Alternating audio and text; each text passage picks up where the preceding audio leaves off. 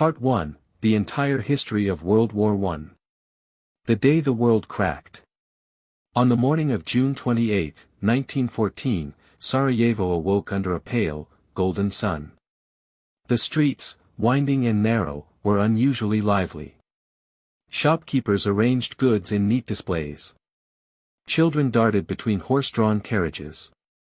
Flags hung from balconies, fluttering in a warm breeze, celebrating the royal procession that would soon pass through the city. It was a day like any other, and yet, as history would soon remember, it was unlike any other that had come before. The motorcade rolled slowly through the cobbled streets. Inside the open car sat Archduke Franz Ferdinand, heir to the Austro-Hungarian throne, and beside him, his wife Sophie, Duchess of Hohenberg.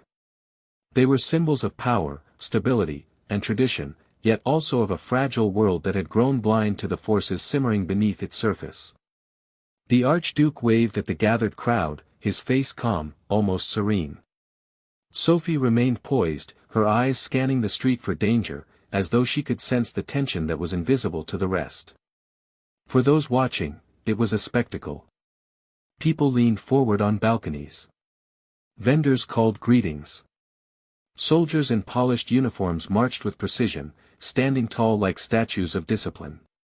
Music drifted from a distant brass band, filling the air with celebratory notes. The scene suggested triumph, order, civility. Yet beneath it all, a storm had been quietly gathering. For years, Europe had been a continent of outward progress, railways connecting distant cities, factories producing unprecedented amounts of steel, and an intricate web of diplomacy that promised stability. But appearances were deceptive. Empires, alliances, and ambitions formed a fragile lattice, and the first tremor could shatter it all. The tremor came in the form of a young man named Gavrilo Princip. 19 years old, pale and frail, yet with a resolve that burned hotter than the summer sun, he had spent months preparing for this day. Trained and guided by the Black Hand, a secret nationalist society, Princip believed that only an act of violence could awaken the world to the oppression he saw. The Archduke's visit was a provocation to him, not a celebration, but an opportunity. As the car neared a narrow corner, the first attempt on Franz Ferdinand's life unfolded. Another young man hurled a bomb, but it bounced off the vehicle, landing harmlessly, or almost harmlessly, injuring only bystanders. Chaos erupted momentarily. Soldiers rushed to contain the panic. Citizens screamed and scattered. For a heartbeat, it seemed as if disaster had been narrowly avoided. The Archduke insisted on continuing. He wanted to visit the hospital to see those injured, demonstrating empathy, strength, and resolve. His driver, unaware of the danger, took a wrong turn. The car slowed, attempting to reverse, and fate positioned it directly in front of Princip, who had stepped aside to catch his breath. In that instant, history condensed into two shots. Sophie was struck in the abdomen. Franz Ferdinand was hit in the neck. The Archduke slumped, whispering the name of his wife as the life drained from his body. Sophie's last moments mirrored his own, a shared tragedy of innocence and circumstance. The car sped away, but it was too late. The world had changed irrevocably. At first, few recognized the magnitude of what had occurred. Assassinations, though sensational, were not unprecedented. Royal and political figures had been killed before in Italy, Russia, France, and even the United States. Usually, such deaths stirred outrage but did not topple empires. Yet the assassination of Franz Ferdinand was different. It was not the act alone, but the context and timing that made it an inflection point. Austria-Hungary's leadership interpreted it as an existential threat. The Archduke was the heir to an empire already strained by internal divisions, nationalist movements, and the shifting balance of power in Europe. The act was both symbolic and catalytic. Within weeks, alliances would activate, mobilizations would begin, and the continent would be engulfed in a conflict that no one fully understood, and no one could control. The machine of war, long being primed by ambition, pride, and fear, had been triggered by a single spark, a spark no one could have predicted, yet one that had been quietly smoldering for decades. Europe before 1914, a continent armed for disaster. Before the first shot was fired, before armies marched, before the world was submerged in mud and fire, Europe appeared confident, orderly, and unstoppable. Cities thrived. Railways linked capitals to provinces. Ports buzzed with trade. Factories churned out machinery and steel. Art, science, and literature flourished simultaneously. To the casual observer, Europe had seemingly solved the puzzle of stability and modernity. But beneath the surface, forces of instability pressed relentlessly against the continent. Imperialism was one. The great powers competed globally for colonies, wealth, and influence. Britain ruled the largest empire ever seen, its dominions spanning Africa, Asia, and beyond. France, still smarting from the loss of Alsace-Lorraine decades earlier, sought to assert its place on the world stage. Germany, unified only in 1871, rose with extraordinary speed. Industrial, militarily advanced, and ambitious, it found itself late to the global scramble, resentful and eager to claim its share of influence. Tensions brewed over Africa, Asia, and the smaller nations that served as pawns for greater ambitions. Nationalism acted as an accelerant. In Germany, pride in military might and loyalty to the Kaiser fused into a sense of destiny. In France, nationalism manifested as a mixture of wounded pride and desire for revenge. In Russia, the ideology centered on the protection of Slavic peoples across borders, particularly those under Austrian rule. In smaller nations, like Serbia and Bulgaria, nationalism became a force almost impossible to contain, driving aspirations for unity, independence, and influence far beyond their size. Militarism transformed these sentiments into preparation for catastrophe. Armies expanded, officers gained influence in politics, and war plans became elaborate exercises in control and efficiency. Countries believed that war, if necessary, could be swift, decisive, and heroic. They had not yet imagined the kind of slaughter that industrialized warfare would produce. Generals wrote plans as though chess were played with armies rather than human lives. Mobilization schedules, supply lines, and rail timetables were all crafted to perfection, leaving little room for improvisation when reality arrived. Europe was also entangled in an intricate web of alliances. Germany, Austria-Hungary, and Italy formed one bloc, the Triple Alliance. France, Russia, and Britain composed the Triple Entente. These alliances were intended to deter war, to maintain peace through mutual obligation. Yet they had the opposite effect. They meant that any localized conflict could rapidly escalate, dragging the entire continent into confrontation. Nowhere was this tension more visible than in the Balkans. The Ottoman Empire had retreated, leaving a patchwork of small, ambitious nations jockeying for position. Serbia, in particular, sought to unite Slavic peoples, while Austria-Hungary tried to maintain control over Bosnia and Herzegovina, lands that seethed with nationalist sentiment. The region became Europe's powder keg, volatile, dangerous, and watched nervously by the great powers. Within Austria-Hungary itself, internal fractures weakened the empire. Multiple ethnicities, languages, and religions coexisted under one crown, but loyalty was fragile.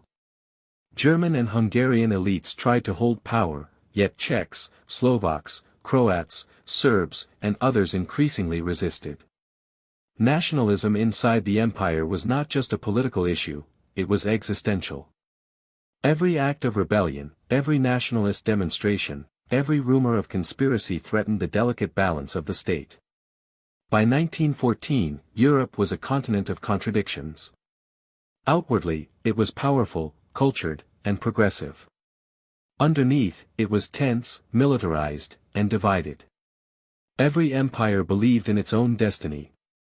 Every nation feared its neighbor. Every political calculation carried the potential for miscalculation.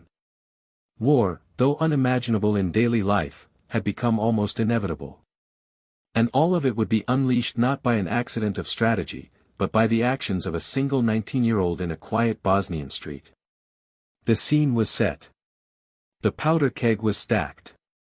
And the first spark, seemingly insignificant, yet fateful, was about to ignite a war that would reshape the world forever. Part 2: The Assassination and the July Crisis, 30 Days to Catastrophe. The shots fired by Gavrilo Princip were not merely a local tragedy, they were the match that ignited a continent. As the lifeless bodies of Archduke Franz Ferdinand and Duchess Sophie were removed from the motorcade, the city of Sarajevo descended into a tense hush. Whispers of fear, outrage, and disbelief spread through the streets. The Austro-Hungarian authorities quickly recognized that this was no ordinary act of violence. The assassin was linked to Serbia, a small yet ambitious nation with nationalist fervor and dreams of uniting Slavic peoples under its banner. To Vienna, the murder represented not just a personal loss, but a profound threat to the stability of an empire already riddled with internal divisions. Inside the imperial palace, the debates were heated. Emperor Franz Joseph, aged, conservative, and cautious, weighed the options: diplomacy or retaliation. Military leaders, long frustrated with cautious civilian oversight, saw only one course: decisive punishment. The generals argued that Serbia must be crushed to demonstrate the empire's strength and to deter other nationalist movements within the multi-ethnic empire. Behind closed doors, they feared that hesitation would be interpreted as weakness, inviting rebellion from Croats, Czechs, and Slovaks. Every hour of inaction increased the risk of losing control entirely. Germany's Kaiser Wilhelm II, alerted to the assassination, responded with what would later be known as the blank check. He promised full support to Austria-Hungary, no matter the consequences. This endorsement emboldened Vienna's leaders.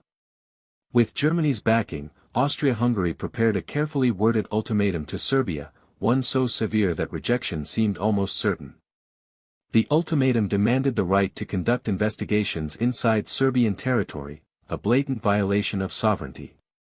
It also required Serbia to suppress nationalist organizations within its borders, to remove military officers suspected of aiding insurgents, and to fully cooperate in a way designed to humiliate the smaller nation. Serbia, aware of its vulnerability, attempted diplomacy. Its leaders accepted nearly all conditions, yet balked at foreign oversight of their internal affairs. This partial compliance was interpreted as defiance by Austria-Hungary. On July 28, 1914, exactly 1 month after the assassination, Austria-Hungary declared war on Serbia. The fuse had reached the powder keg. The ripple effects were immediate and inexorable. Russia, the self-proclaimed protector of Slavic peoples, began mobilization to support Serbia. Germany, perceiving a direct threat to its ally and fearing a two-front war, demanded Russia halt its mobilization. When Russia refused, Germany declared war. France, allied with Russia, prepared its armies, bound by treaties that demanded participation. Germany's plan, the Schlieffen Plan, depended on swift movement through Belgium to strike France before Russian forces could fully assemble. Yet Belgium refused passage, prompting Britain to declare war in defense of Belgian neutrality. Within days, the great powers of Europe were embroiled in conflict, the dominoes falling with terrifying precision. In those weeks, the world seemed to hold its breath, as if waiting for reason to prevail. Yet the machinery of war was unstoppable. Trains carried soldiers toward borders, factories churned out arms and ammunition, and political leaders clung to plans they barely understood. The assassination had provided the spark, but decades of tension, ambition, and distrust were the fuel. Europe had entered a war not fully anticipated by its citizens, generals, or kings, a war that would soon reveal the limits of human endurance against industrialized killing. 1914, the war everyone thought would be short. In the early days of August 1914, soldiers across Europe marched toward the unknown with a sense of purpose and honor. Families waved from train platforms. Flags fluttered from windows. Newspapers filled with patriotic slogans glorified duty and courage. Young men believed that within weeks they would return victorious, decorated, and celebrated as heroes. None foresaw the horrors that awaited, none imagined the mechanized slaughter about to consume a generation. The German army, following the Schlieffen Plan, advanced swiftly through Belgium, expecting a rapid victory over France. The plan relied on speed, surprise, and overwhelming force, aiming to knock France out before Russia could fully mobilize. German generals imagined a war of maneuver, decisiveness, and glory. But reality had a different design. Belgium resisted fiercely, its citizens, soldiers, and fortifications slowing the German advance. Britain, honoring its commitment to Belgian neutrality, declared war. The speed and precision the Germans relied upon faltered. Troop movements collided, supply lines stretched thin, and morale wavered. Within days, the myth of a short, glorious war began to crumble. The first major engagement, the Battle of the Marne in early September 1914, marked a turning point. French and British forces, advancing rapidly to intercept German troops, halted the German offensive mere miles from Paris. For the first time, it became clear that the war would not be a swift campaign of triumph, but a prolonged, grinding conflict. The open fields of Europe were about to be transformed into a landscape dominated by trenches, barbed wire, and artillery craters. Movement gave way to stalemate. The Western Front solidified into a static, horrifying line stretching hundreds of miles from the North Sea to the Swiss frontier. Soldiers dug in to survive, building intricate trench networks that would define the war for years. No longer would victory be measured by miles gained, but by the ability to endure relentless bombardment, mud, disease, and fear. Despite this grim reality, civilian optimism persisted in many capitals. Governments and newspapers maintained the illusion of a heroic adventure, hiding the slow, consuming agony of industrialized combat. Families sent sons to the front with pride, not fully understanding the scale of mechanized killing that awaited. Soldiers, trained in the tactics of a bygone era, confronted weapons that rendered traditional courage nearly useless. Rifles, machine guns, and heavy artillery reshaped the battlefield, turning every attack into a deadly gamble. The war quickly proved that traditional notions of strategy, honor, and valor could not withstand modern technology. What had been anticipated as a short conflict of maneuver transformed into a drawn-out nightmare of attrition. Europe's armies discovered the limits of human endurance. Commanders discovered the limits of their own planning. And civilians would soon learn that their homes and cities were no longer safe from the reach of modern warfare. The initial months of 1914 exposed the fragile facade of Europe's confidence. Nations that had once imagined war as an orderly extension of politics were confronted with chaos, death, and uncertainty. What had been a continent brimming with pride and progress was now immobilized by fear and exhaustion. The spark of Sarajevo had ignited more than a military campaign. It had shattered illusions, revealed vulnerabilities, and marked the beginning of a war that no one could yet comprehend. Part 3. Life in the Trenches, Surviving Hell. By late 1914, the reality of modern warfare had arrived. The open battlefields that had once hosted maneuvering armies became a shattered wasteland, a labyrinth of trenches that stretched for hundreds of miles. The Western Front, running from the North Sea to the Swiss border, was no longer a place of swift victories, but a landscape of endurance, fear, and death. Men who had once marched with pride now crouched in mud, waterlogged ditches, and hollowed earth, waiting for the next bombardment, the next order to advance, the next wave of machine gun fire. Life in the trenches was a grim routine. Soldiers rose at dawn to inspect their positions, repairing sandbags, reinforcing parapets, and standing watch for enemy movement. Days were punctuated by artillery fire, sporadic sniper shots, and the ever-present threat of surprise raids. The mud, heavy and unyielding, clung to boots, uniforms, and equipment. It seeped into every crevice, carrying with it disease and discomfort. Water pooled in the deepest sections, chilling soldiers to the bone, while rats scurried through the trenches, gnawing on scraps of food and, on occasion, the toes of sleeping men. Lice thrived in the damp, infested clothing and blankets, spreading irritation and infection with relentless persistence. Hunger became a constant companion. Rations, limited and often delayed, consisted of hard bread, canned meat, and whatever scraps could be scavenged. Soldiers longed for the warmth of a home-cooked meal, the simple comfort of a stable life, yet those dreams were perpetually deferred. Letters from home arrived irregularly, bearing news of normalcy that seemed foreign to the trench-bound reality. Every message, every photograph, became a lifeline to a world that existed beyond mud, blood, and the constant roar of artillery. The psychological toll was immense. Shell shock, an early recognition of what we now understand as post-traumatic stress, sapped men's courage and sanity. The relentless pounding of guns, the screams of the wounded, and the omnipresent stench of death eroded hope. Officers sometimes resorted to harsh discipline, executions, or isolation to maintain order, but morale steadily deteriorated as the human spirit strained under unrelenting pressure. Attacks across no man's land, the barren, cratered expanse separating opposing trenches, were exercises in futility. Infantrymen, clad in inadequate protection, advanced over open terrain only to be met by deadly streams of bullets from machine guns. Charges were often slaughtered before reaching enemy lines. Artillery barrages, intended to soften defenses, sometimes killed more attackers than defenders. Survivors carried with them the memory of comrades obliterated beside them, their bodies never recovered, their sacrifices almost immediately obscured by the next wave of violence. Amid this horror, soldiers clung to ritual and routine.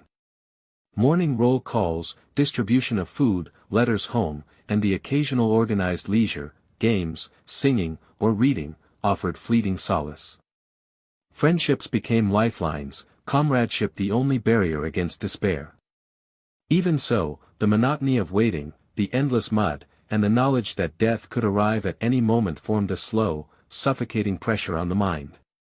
Trench warfare revealed the inadequacy of traditional tactics against modern weapons.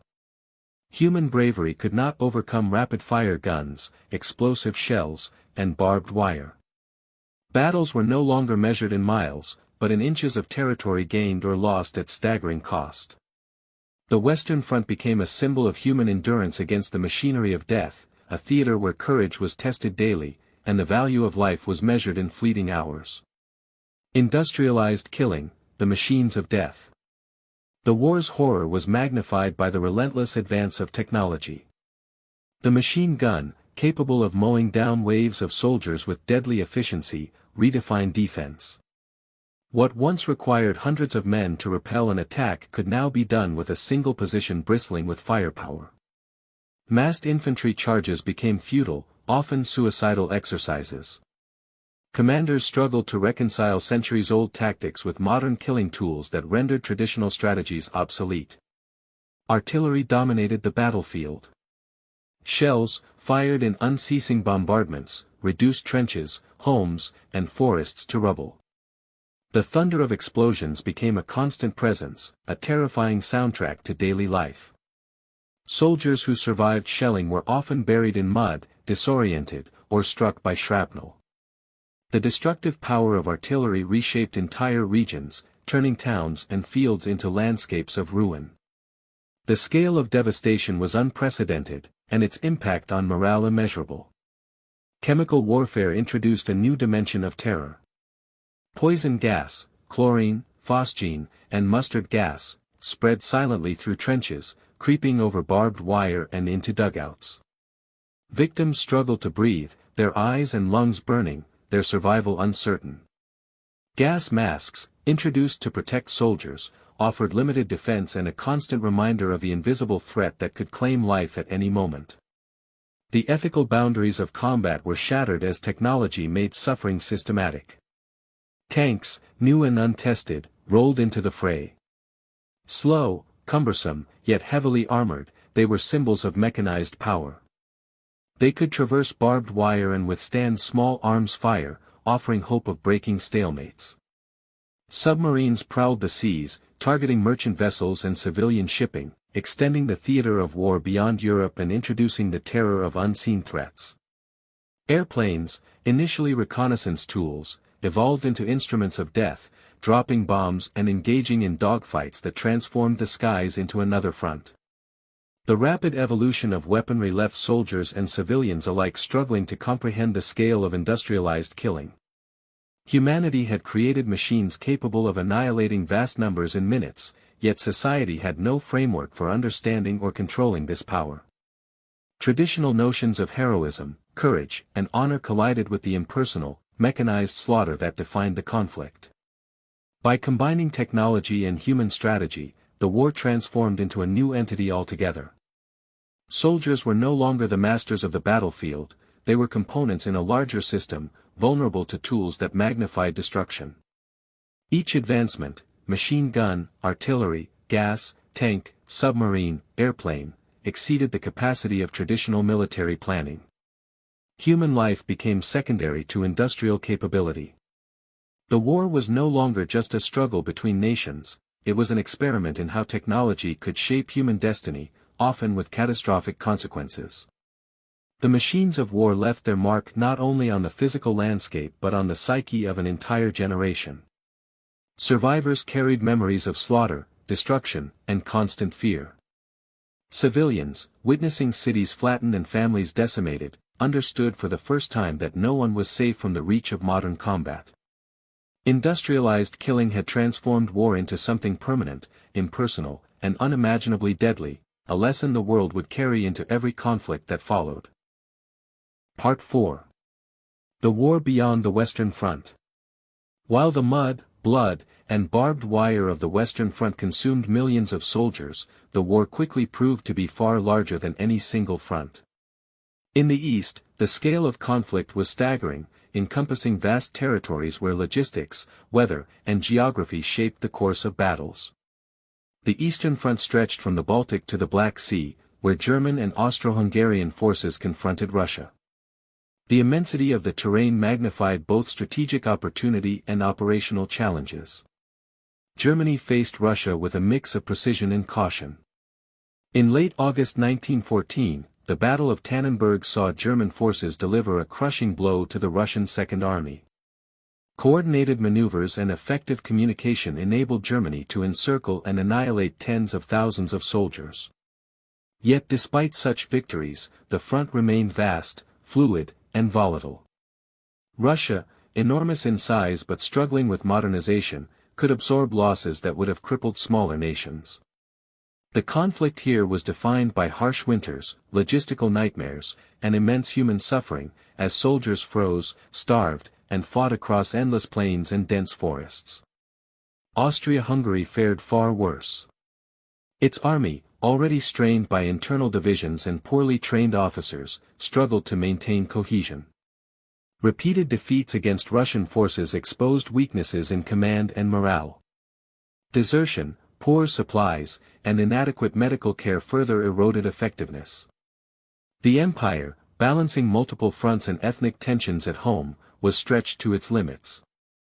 The Ottoman Empire entered the conflict in late 1914 on the side of the Central Powers. Its entry transformed the Middle East into a theater of war unlike any Europe had seen. Campaigns in Gallipoli, Mesopotamia, and Palestine drew British, Australian, New Zealand, and Indian troops into fierce combat. The Dardanelles campaign, in particular, became emblematic of human endurance against impossible odds. Soldiers faced rugged terrain, entrenched defenders, and the relentless pressure of modern weaponry, revealing that even the most remote regions were vulnerable to global conflict. Africa and other colonial territories also became battlefields. European powers mobilized colonial soldiers, often coercing local populations into service. Campaigns in German East Africa and West Africa tested endurance against disease, heat, and guerrilla tactics. These theaters, far from the Western Front, demonstrated that World War I was not a conflict confined to Europe, it was truly global, touching continents, peoples, and oceans with devastating reach. The consequences of this widespread fighting were profound. European powers found themselves stretched thin, their resources consumed, their manpower tested. Colonial populations experienced the war both as soldiers and as civilians, bearing the weight of a conflict orchestrated thousands of miles away. Every front reinforced the brutal lesson: modern war was not localized, and no empire could escape the cost of global engagement. Total war, societies consumed. As battlefields expanded, the concept of total war emerged. This was not a conflict fought only by soldiers, it enveloped entire societies, economies, and infrastructures. Civilian populations were mobilized for production, labor, and support, while governments extended their reach to control information, resources, and morale. Factories became the backbone of war efforts. Women, who had long been excluded from industrial labor, entered factories in unprecedented numbers, producing munitions, uniforms, and machinery vital to sustaining armies. They worked grueling hours under dangerous conditions, learning skills previously denied to them, yet contributing to the machinery of death that consumed the continent. Their labor reshaped social structures, yet came at immense personal cost, as the threat of accidents, explosions, and disease loomed over every shift. Food shortages became widespread. Agricultural disruption, blockades, and the diversion of resources to armies created scarcity. Rationing became essential, yet often insufficient. Civilians went hungry, sometimes starving, while cities witnessed inflation, black markets, and desperation. Entire populations lived under the shadow of war, their lives dictated by the demands of frontline armies and government control. Propaganda emerged as a critical tool. Governments controlled newspapers, posters, and public messaging, shaping perception and maintaining morale. Heroic depictions of soldiers, vivid portrayals of enemy atrocities, and calls to patriotic duty were omnipresent. Civilian perception of the war was carefully curated, yet cracks in the illusion were inevitable as casualty reports, letters from soldiers, and first-hand experiences undermined official narratives. Civilians also endured direct suffering from the war's reach. Bombings, sieges, and occupation made homes and cities unsafe. Families lost loved ones in distant fields or within their own towns. Health crises, epidemics, and psychological strain compounded the misery. Nations learned that modern warfare did not respect boundaries, the civilian experience became inseparable from the frontline struggle. Total war consumed economies. Production focused on military needs, diverting resources from everyday life. Governments imposed taxes, requisitioned materials, and conscripted labor, blurring the lines between civilian and soldier. Exhaustion, both physical and psychological, became pervasive. By 1916, it was clear that societies were as much a battlefield as the trenches themselves. In every country, from London to Berlin, Paris to Vienna, the war dictated life. Children grew up with the constant presence of military uniforms and rationed food. Adults labored for survival and victory. Communities were fractured, families decimated, yet the machinery of war pressed on, unstoppable, consuming human and material resources alike. Total war transformed the world, leaving no corner untouched, no life unaltered, and no society unscarred. The combination of global conflict and total war revealed the magnitude of industrialized combat. Victory no longer depended solely on generals, strategy, or battlefield tactics. It required the sustained mobilization of entire nations, the labor of civilians, and the sacrifice of every resource at a country's disposal. Europe, and much of the world, had been drawn into a vortex that would not release its grip for years, leaving a trail of devastation unparalleled in human history. Part 5. The United States enters the war. For the first 3 years of the conflict, the United States maintained a stance of cautious neutrality. Across the Atlantic, the fighting seemed distant, almost abstract, a European quarrel of empires and alliances. Yet neutrality was fragile. German submarine warfare, designed to strangle the United Kingdom's supply lines, increasingly threatened American lives and property. Merchant ships were sunk, their crews lost to the cold Atlantic, drawing outrage from the American public and political leaders alike. Each incident heightened tension, as the United States struggled to reconcile its non-interventionist principles with the imperative to protect its citizens. In early 1917, the Zimmermann telegram escalated matters. Intercepted by British intelligence, it revealed Germany's proposal to Mexico. If the United States entered the war against Germany, Mexico would receive support to reclaim lost territories in Texas, New Mexico, and Arizona. The message inflamed American sentiment. What had been a distant war now intruded directly into the consciousness of the nation. Calls for action grew louder, demanding that the United States abandon its neutrality and join the conflict in Europe. President Woodrow Wilson, previously committed to keeping the country out of the war, shifted his stance. In April 1917, the United States declared war on Germany. Mobilization began in earnest. Millions of young men enlisted or were conscripted. Factories ramped up production, converting consumer goods into weapons, ammunition, and supplies. The American Expeditionary Forces, commanded by General John J. Pershing, prepared to arrive in Europe, bringing fresh manpower, morale, and resources to the beleaguered Allies. The psychological impact of America's entry was profound. For Allied nations, it offered hope, a reinvigoration of exhausted armies facing years of stalemate. For Germany, it represented a looming new front, the arrival of fresh, well-equipped soldiers with determination and purpose. The balance of power, once thought static, began to tilt. The war, already immense and global, now had a new dimension, the participation of a nation whose industrial capacity and manpower would eventually tip the scales.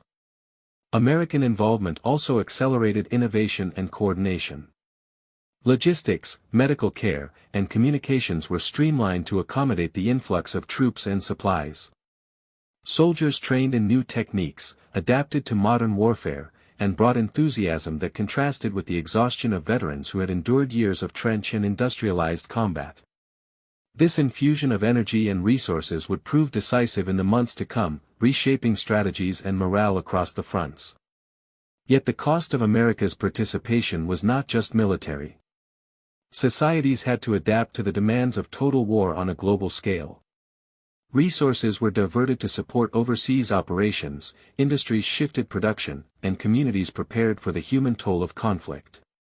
The entry of a new power signaled that World War I was evolving from a European catastrophe into a truly global struggle, one that required the coordinated efforts of nations, civilians, and soldiers alike.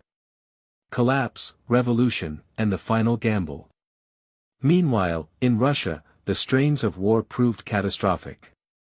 Years of military defeats, logistical failures, and staggering casualties ignited unrest among soldiers and civilians. By early 1917, the discontent reached a tipping point. Food shortages, economic instability, and the relentless loss of life triggered mass protests and strikes across major cities. The Tsarist regime, led by Nicholas II, faltered under the pressure. Unable to command loyalty, the monarchy collapsed. Nicholas abdicated, leaving a provisional government to govern a nation in chaos. The provisional government, attempting to continue the war effort, faced insurmountable challenges. Soldiers demoralized by years of combat demanded peace.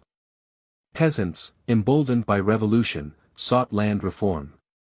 Urban workers struggled for better conditions and representation. In October 1917, the Bolsheviks, led by Vladimir Lenin, seized power, promising peace, land, and redistribution of wealth. The Treaty of Brest-Litovsk, signed in March 1918, formalized Russia's exit from the war. Millions of soldiers were withdrawn, and vast territories were ceded to Germany. The Eastern Front's collapse freed German forces to concentrate on the West, setting the stage for a final gamble.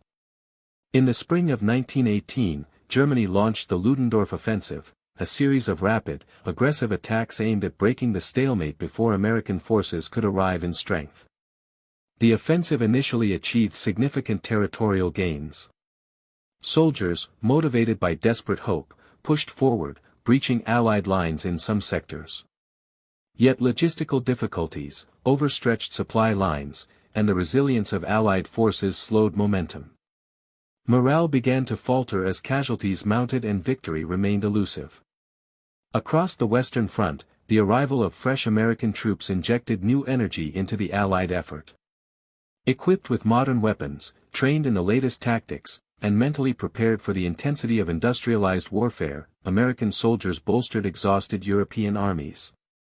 Coordinated counterattacks, improved communications, and combined strategies began to reverse German gains. By mid-1918, the momentum shifted decisively. Simultaneously, the Central Powers faced internal collapse. Austria-Hungary, already strained by ethnic divisions, experienced uprisings, desertions, and economic breakdown. The Ottoman Empire, stretched thin across multiple fronts, could no longer maintain cohesion. Germany itself, suffering from food shortages, public unrest, and naval blockades, began to experience the limits of its war effort. Internal dissent, strikes, and protests signaled that the home front could no longer sustain prolonged conflict. By late 1918, the combined pressures of exhausted armies, depleted resources, and political instability forced the Central Powers to seek armistice. One by one, Germany's allies capitulated. Austria-Hungary disintegrated into independent nations. Bulgaria and the Ottoman Empire signed separate ceasefires. Germany, facing the reality of internal revolution and military defeat, agreed to an armistice on November 11, 1918. The guns fell silent, ending more than 4 years of relentless, global carnage. The final months of the war revealed the limits of ambition, the fragility of empires, and the consequences of underestimating industrialized warfare. Decisions made decades earlier, alliances forged and broken, nationalistic fervor, and the invention of devastating technologies had created a conflict of unprecedented scale. The world had been tested, societies reshaped, and millions of lives irrevocably altered. Victory, though decisive in halting the fighting, came at a cost that would echo for generations. Part 6. Armistice and a Broken Peace. The morning of November 11, 1918, arrived with an eerie calm. Across the scarred landscapes of Europe, soldiers on both sides paused, uncertain if the silence was temporary or permanent. At 11 o'clock, the guns fell silent. The armistice had taken effect. After more than 4 years of relentless bloodshed, Europe was exhausted, its people traumatized, and its cities shattered. The cessation of hostilities was not a celebration, it was a fragile exhale after an ordeal that had pushed humanity to its limits. The immediate aftermath was chaotic. Soldiers wandered the front lines, sometimes unsure of their orders, often unsure of what awaited them at home. Cities struggled to accommodate returning troops. Families learned the devastating cost: countless sons, brothers, husbands, and fathers would never return. The psychological toll was profound. Soldiers carried invisible scars, haunted by memories of mud, artillery, gas, and the faces of comrades lost forever. Societies tried to reconcile with the magnitude of destruction, yet relief was tinged with bitterness, anger, and despair. The peace that followed was as fragile as it was ambitious. The Treaty of Versailles, signed in 1919, attempted to create order from chaos. Germany, deemed the principal aggressor, faced severe penalties, territorial losses, military restrictions, reparations, and political humiliation. The map of Europe was redrawn. Empires that had dominated the continent for centuries, Austria-Hungary, the Ottoman Empire, Russia's imperial system, and Germany's monarchy, collapsed, replaced by fragile new nations struggling to define themselves. Poland, Czechoslovakia, Yugoslavia, and the Baltic states emerged from the ruins of empires, often with borders drawn with little regard for historical, ethnic, or cultural realities. Yet the treaties failed to achieve lasting stability. Punishment and humiliation sowed resentment, and the so-called peace was more a truce that papered over deep divisions. Economic devastation, political unrest, and social upheaval continued to plague Europe. Revolutionary movements emerged, monarchies fell, and new governments struggled to establish legitimacy. The war had altered the political landscape irreversibly, yet the promises of lasting security remained unfulfilled. The civilian population, which had borne the burden of total war, now faced the consequences. Cities struggled with reconstruction. Famine and disease, exacerbated by wartime shortages, persisted. Influenza swept across Europe in 1918 to 1919, killing millions, a cruel coda to the conflict. Societies that had been mobilized entirely for war now grappled with the challenge of returning to peace, often unsuccessfully. The infrastructure of nations had been repurposed for destruction, and the human cost made recovery slow, painful, and incomplete. Armistice and treaty marked the end of fighting but not the end of consequences. Empires had fallen, borders shifted, populations displaced, and economies destabilized. The human psyche, both individual and collective, bore the weight of unrelenting violence. Survivors questioned the purpose of the war, its justification, and the sacrifices demanded. For many, the conclusion of hostilities did not mean relief, it meant confronting the enormity of what had been lost. Legacy, the war that never really ended. The legacy of World War I is a shadow that extended far beyond the battlefields. Soldiers returned home, haunted by memories that would never fade. Entire generations bore psychological scars, the trauma of industrialized killing etched into their minds. Communities mourned, rebuilt, and adjusted to a new reality, yet the echoes of death, loss, and suffering remained omnipresent. Politically, the war reshaped the globe. Old empires collapsed, giving rise to new ideologies and governments. Revolutions, uprisings, and authoritarian regimes filled the power vacuums. Economic instability, compounded by war debts and reparations, fueled discontent and created fertile ground for extremism. The political instability in Germany, Italy, and Eastern Europe sowed the seeds for the rise of movements that would plunge the world into conflict again within 2 decades. World War I also reshaped international relations and the perception of war itself. The idea of a conflict fought to end all wars proved tragically false. Nationalism, militarism, and unresolved grievances endured. Countries adjusted their militaries, built alliances, and prepared for an uncertain future, learning hard lessons from the unprecedented scale and scope of destruction. The psychological impact on societies was matched by the physical transformation of landscapes. Cities, towns, and countrysides bore the marks of bombardment and trench networks for years, as Europe physically and emotionally attempted to heal. The technological innovations of the war, from machine guns to chemical warfare, changed military doctrine forever. Warfare had become industrial, mechanized, and impersonal. Humanity had created tools of destruction that could annihilate millions in months, a realization that shaped both military strategy and collective conscience for generations. Lessons learned in mud, blood, and steel reverberated across future conflicts, influencing how nations thought about preparation, deterrence, and the management of industrialized violence. Culturally, the war transformed art, literature, and society. The disillusionment of soldiers and civilians manifested in poetry, novels, and paintings. Modernist movements captured the trauma, horror, and absurdity of a world unprepared for the scale of destruction.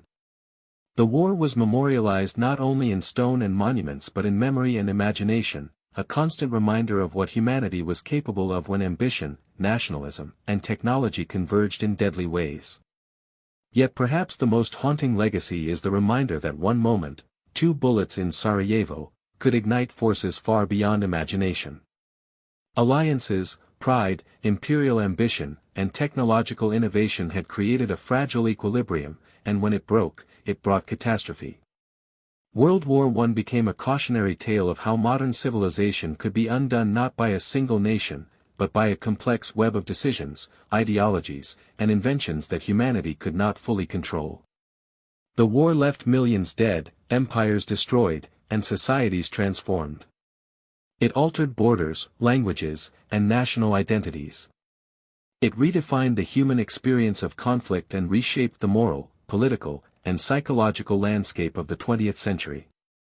Its lessons, bitter and enduring, remain embedded in history, that the machinery of destruction, once unleashed, is difficult to contain, that human pride and ambition can trigger catastrophes beyond comprehension, and that peace, fragile and fleeting, requires vigilance, wisdom, and restraint. As the guns fell silent, the world looked upon the ruins and understood, in the most profound and painful way, that history had changed forever. One assassination, one spark, had revealed the fragility of nations, the power of technology, and the vulnerability of humanity itself. And in that silence, the world began to reckon with the consequences, not just for 1918, but for generations to come.